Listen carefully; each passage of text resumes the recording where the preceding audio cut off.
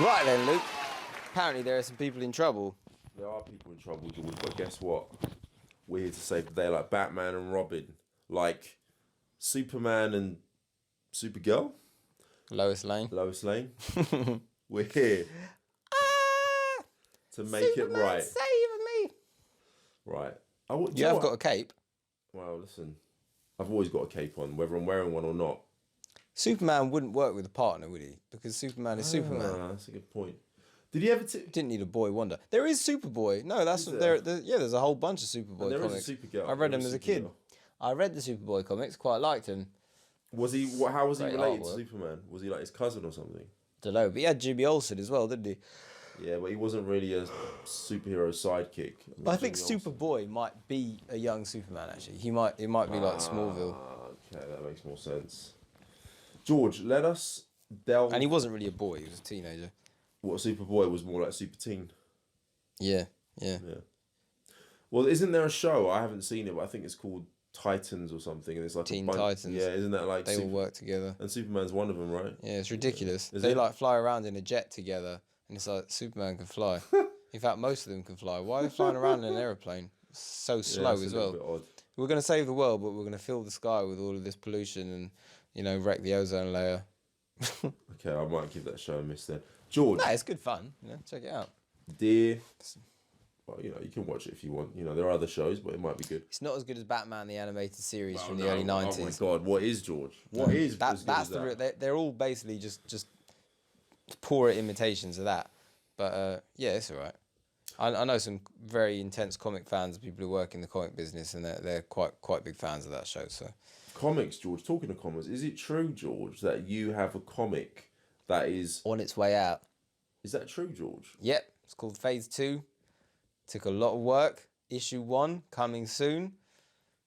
George, it's worth looking forward to. Believe you me, whether you like comics or you don't like comics, you're gonna read that and you're gonna have a real good time. Can I read it on this tablet? Would that be a possibility? Not yet, you can't. Maybe in future. Right, okay. First, it's coming out in a very limited supply. Exclusive supply. And it's going to be a comic book. You're going to hold it in your hands, just like people did when comics were first new. I prefer it that way, George. And apparently, I was reading recently that reading on tablets and on Kindles and on phones is actually not good for your health. And apparently, no, listen, this is very interesting. I was reading, right, that apparently when you read, as I am now, on tablets and especially on phones, on even smaller devices than this, you don't breathe properly. Yeah.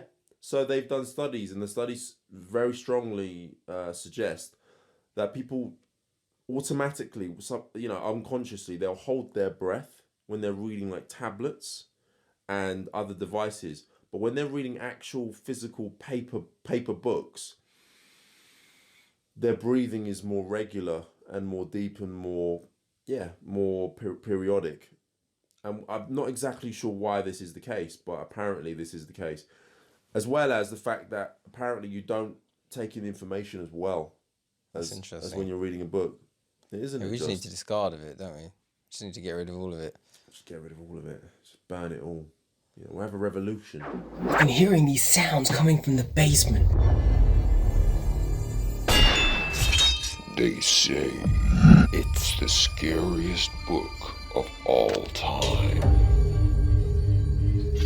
The only book that's alive.